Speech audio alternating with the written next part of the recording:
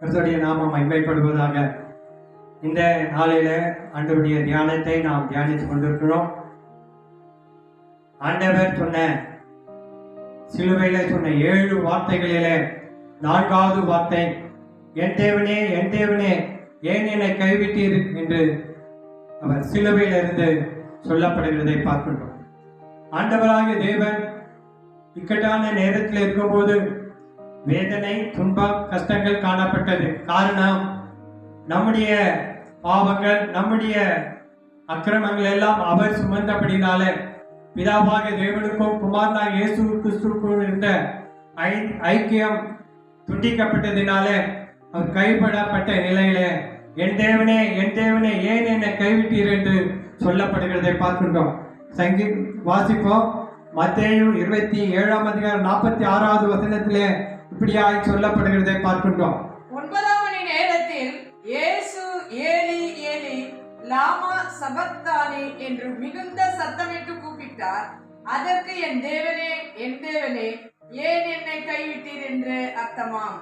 என் தேவனே ஏன் என்னை கைவிட்டீர் என்று சொல்லப்படுகிறதை நாம் பார்க்கின்றோம். பிரியமானவர்களே, ஆண்டவராகிய தேவன் உலகத்திலே பிதாவாகிய தேவனால் அனுப்பப்பட்டு 3 வருடம் பிதாவுடைய சித்தத்தை நிறைவேற்றி அநேக அற்புத அடையாளங்களை செய்து இந்த 3 வருடத்தின் காலத்தில் அவர் பிதாவாகிய தேவன் அனுப்பின எல்லா காரியங்களையும் திட்டங்களையும் அவர் நிறைவேற்றினார். அவர் சிலுவையில அறையப்படுகிற நேரத்தில் அவர் சிலுவையில தொங்கிக் கொண்டிருக்கிற வேளையில 7 பொன்மொழிகளை வார்த்தைகளை 2000 ஆண்டுகளுக்கு முன்பாய் சொன்னார். இந்த நாள் வரைக்கும் அந்த வார்த்தை மங்காததாய், அது பழுதாகாதபடிக்கு அந்த வார்த்தை எங்கும் இந்த நாட்களிலே, தியான நாட்களிலே துணிக்கிறதை நாம் பார்க்கின்றோம். அதை தியானிக்கிறதை பார்க்கின்றோம். அதன் மூலமாய் நாம் பரிசுத்தம் அடைகிறதை பார்க்கின்றோம். பிரியமானவர்களே, இந்த நாளிலே ஆண்டவர் இந்த வார்த்தை சொல்லப்படும் போது அங்கிருந்த பரிசேயர், சதுசேயர், அந்த ஆசாரியர்கள் எல்லாம் பரியாசம் பண்ணினார்கள். எலியா வருவாரு, அவர் வருவாரு என்று சொல்லி ஆண்டவரை பரியாசம் பண்ணினதை பார்க்கின்றோம்.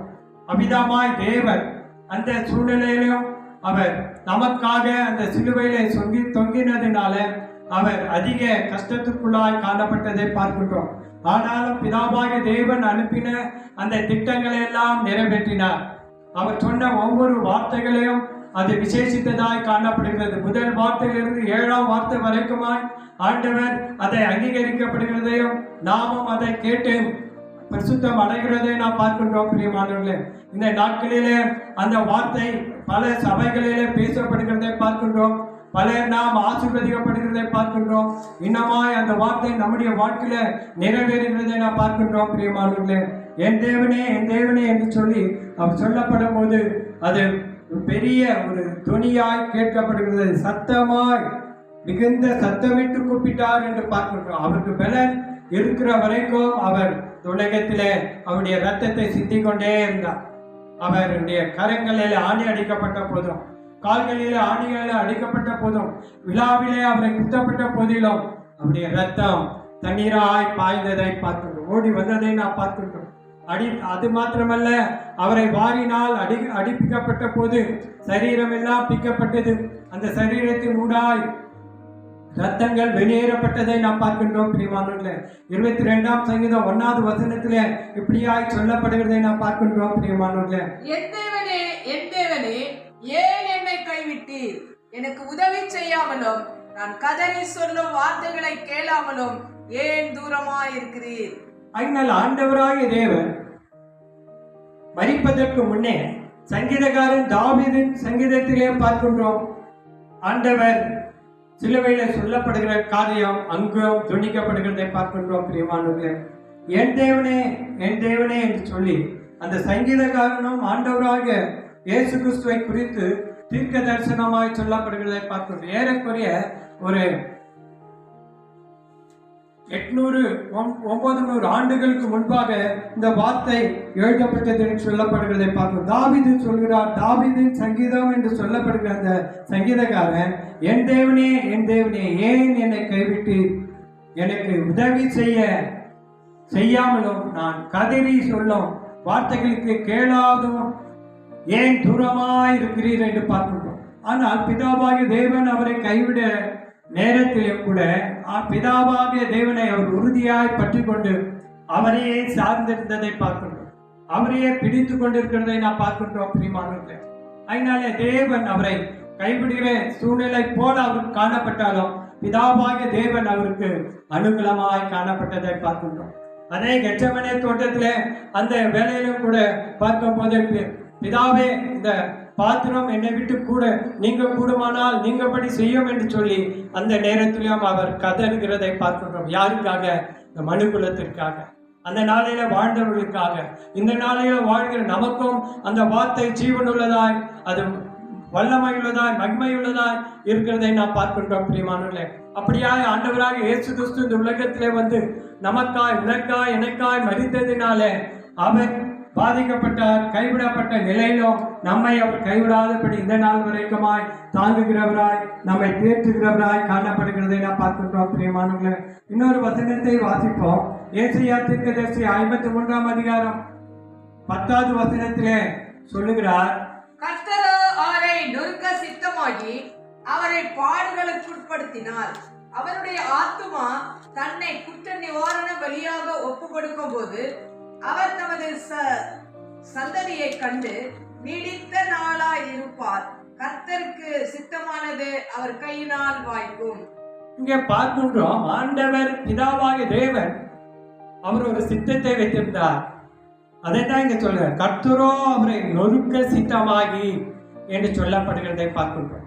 கர்த்தராகிய தேவன், பிதாவாகிய தேவன் குமாரனாகிய இயேசு கிறிஸ்துவை இந்த உலகத்திற்கு அனுப்பின நோக்கம் அவர் நொறுக்கப்பட வேண்டும், அதன் மூலமாய் ரத்தம் சிந்தப்பட வேண்டும், அந்த ரத்தத்தினால் நாம் பாவ மன்னிப்பு அடைய வேண்டும், பரிசுத்தமாக்கப்பட வேண்டும், அவருடைய பிள்ளைகளாகும்படி அதிகாரத்தை நாம் பெறுகிறவர்களா இருக்கிறோம் என்று சொல்லி ஏசாயா தீர்க்கதரிசியின் மூலமாய், இந்த ஏசாயா தீர்க்கதரிசி 750 ஆண்டுகளுக்கு முன்னே இதை எழுதப்பட்டதை நாம் பார்க்கின்றோம் பிரியமானவர்களே. கர்த்தரோ பிதாவாகிய தேவனோ அவரை நொறுக்க சித்தமாகி அவரை பாடுகளுக்குட்படுத்தினார். ஆண்டவர் பிதாவாகிய தேவன் ஆண்டவராக இயேசு கிறிஸ்துவை பல பாடுகளுக்கு உட்படுத்தி நொறுக்கப்பட்டார். அவருடைய சரீரம் பிக்கப்பட்டது, அழிக்கப்பட்டது. அவருடைய ஆத்மா தன்னை குற்ற நிவாரண பலியாக ஒப்பு கொடுத்தது என்று பார்க்கிறோம். அவர் குற்றவாளி அல்ல, ஆனால் குற்றவாளிக்குரிய தண்டனை, குற்ற நிவாரண பலியாக அவர் ஒப்பு கொடுக்கப்பட்டார் சிலுவையில. அந்த சிலுவை புனித சின்னமாய் மாற காரணம் ஆண்டவராக இயேசு கிறிஸ்து மரித்ததினாலே ஆண்டவர் அதை பரிசுத்தப்படுத்தினார். அதை நோக்கி பார்த்த முகங்களை பிரகாசிக்கப்படுகிறார். அவரை நோக்கி பார்த்த முகங்களை பிரகாசிக்கப்படுகிறது மாத்திரமல்ல, நம்மை அவர் சுத்திகரிக்கிறார். அவருடைய ரத்தத்தால் கழுவப்பட்ட அத்தனை பேரும் அவருடைய பிள்ளைகளாகும்படி மீட்கப்பட போதுமானவர்களாக இருக்கிறோம் என்று சொல்லப்படுகிறதை நாம் பார்க்கின்றோம் பிரியமானவர்களே. கர்த்தரோ அவர் நொறுக்க சித்தமாகி அவருடைய ஆத்துமா தன்னை பாவ குற்ற நிவாரண பலியாக ஒப்பு கொடுக்கும் போது அவர் தமது சந்ததியை கண்டு நீடித்த நாட்களா இருப்பார். கர்த்தருக்கு சித்தமானது அவரால் வாய்க்கும். கர்த்தரால் பிதாவாகிய தேவனால் சித்தமான காரியம் வந்து ஆண்டவராக இயேசு கிறிஸ்து தான் செய்து முடிக்கிறவராய் இருக்கிறார் என்று சொல்லி இங்கே ஏசாயா தீர்க்கதரிசி மூலமாய் அந்த இஸ்ரவேல் அந்த நாளில அவர் சொல்லப்பட்ட போது இஸ்ரவேலிற்காக எழுதப்பட்டது, இஸ்ரவேலிற்காக சொல்லப்பட்டது. இன்றைக்கு வாழ்கிற உலகத்தில் வாழ்கிற நாம அத்தனை பேருக்கும் இந்த வசனம் உரியதாய் காணப்படுகிறது பிரியமானவர்களே. அவர் அமிதமாய் பாடுபட்டதினாலே நம்மை நீதிமானாய் மாற்றினார். பாவிகளாய் இருந்த ஆண்டவருக்கு தூரமாய் வாழ்ந்த நம்மை அவருக்கு சமீபமாய் மாற்றினார்.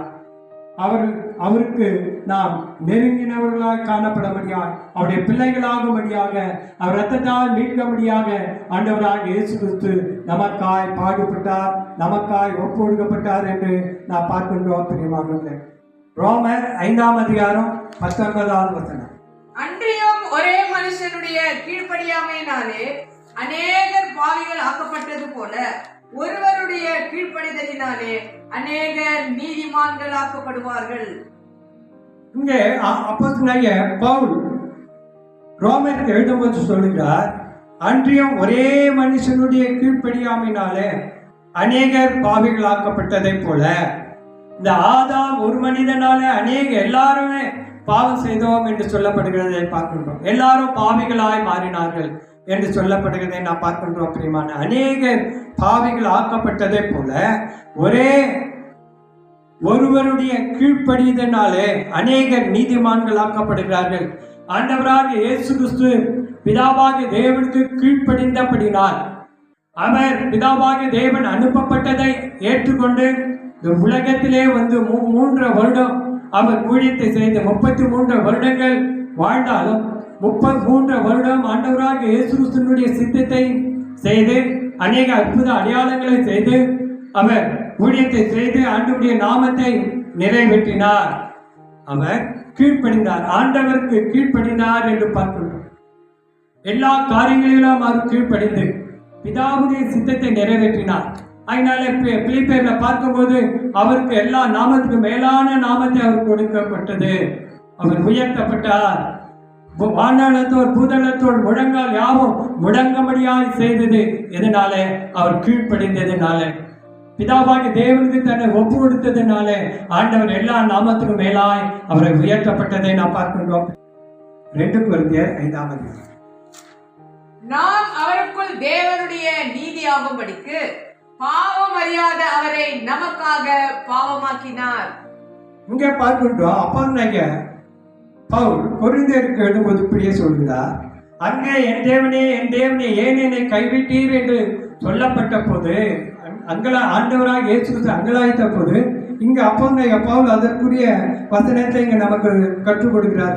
நாம் அவருக்குள் தேவனுடைய நீதி ஆகும்படி பாவம் அறியாத அவர் நமக்காய் பாவமானார்.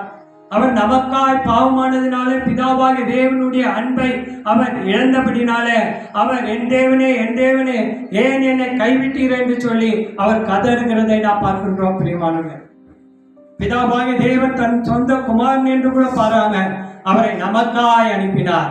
அவர் பாவமானார். அவர் பாவமானதினாலே குமாரனாக இயேசு கிறிஸ்து பிதாவாகிய தேவனால் கைவிடப்படுகிற நிலை. ஏன் சொன்னால் நம்முடைய பாவம் எல்லாம் அவர் சுமந்தபடினார். நம் நிமித்தமாய் அவர் பாவமானார் என்று சொல்லி இங்கே கொரிந்தியர்களை நாம் பார்க்கின்றோம். பிரியமானவர்களே, பாவம் அறியாத அவரை நமக்காக அவர் பாவமாக்கப்பட்டார். பாவியாய் நம்முடைய பாவம் எல்லாம் அவர் சுமந்து கொண்டார். நம்முடைய பாவத்தை எல்லாம் சிலுவையில சுமந்து தீர்த்ததினாலே நம்மை நீதிமானாய் மாற்றினார். அவருடைய ரத்தத்தால் மீட்கப்பட்டவர்கள் அத்தனை பேரும் அவருக்குரியவர்களாக பிள்ளைகளாக காணப்படுகிறதை நாம் பார்க்கின்றோம். பிரியமானவர்களே, யோவான் 1:12 பார்க்கும்போது அவரை ஏற்றுக்கொண்டவர்கள் எத்தனை பேரும் அத்தனை பேரும் அவருடைய பிள்ளைகளாகும்படி அதிகாரத்தை நாம் பெறுகிறோம். அதனால் நாம் அந்த அதிகாரத்தை பெறுவதற்கு ஆண்டவர் நம்முடைய பாவத்தை எல்லாம் அவர் சுமந்தபடினாலே பிதாவாகிய தேவனுக்கும் குமாரனாகிய இயேசு கிறிஸ்துவுக்கும் இடைவேளை காணப்பட்டதை நாம் பார்க்கின்றோம். பிரியமானவர்களே, எல்லாத்தையும் சகித்து உனக்காய் எனக்காய் அவர் சாபமாய் நம்மை நீதிமானாய் மாற்றி நம்மை பரலோகத்துக்குரியவராய் மாற்றிருக்கிறார். இன்னமாய் அநேகரை அவர் ரட்சித்து கொண்டு வருகிறார். அதனால் நாம் பெற்ற ரட்சிப்பை மற்றவர்களுக்கு அறிவிக்கிறவர்களாய் காணப்பட வேண்டும். நம்மை ஏற்றுக்கொண்ட தேவன் இன்னும் அநேக ஜனங்களை அவருடைய பிள்ளைகளாகும்படி இரத்தத்தால் மீட்கப்படும்படியாய் தேவன் அனுக்கிரகம் பண்ண முடியாது. நாமும் ஆண்டவருடைய நாமத்தை நாம் மகிமைப்படுத்துவோம். கர்த்தர் நம்மளமாய் அநேகரை ரட்சிப்பிலே கொண்டு வருவர்களாய் காணப்பட, அநேக பாவிகளை நீதிமான்களாக்கப்பட, அந்த சிலுவையில சிந்தப்பட்ட அந்த ரத்தம் ஒவ்வொருவரையும் ஆசீர்வதிக்க வேண்டும், ரட்சிக்க வேண்டும், நீதிமானாய் மாற்ற வேண்டும், பரலோகத்துக்குரியவர்களாய் மாற்ற ஆண்டவர் அனுக்கிரகம் பண்ண வேண்டும். பிரியமானவர்களே, அதனால் அந்த தேவாதி தேவனை ராஜாதி ராஜனை நாம் உறுதியாய் பற்றிக்கொள்ள கர்த்தர் நமக்கு உதவி செய்வார். கர்த்தர் தாமே இந்த வார்த்தைகளை ஆசீர்வதித்து வெளிநடத்துவாராக.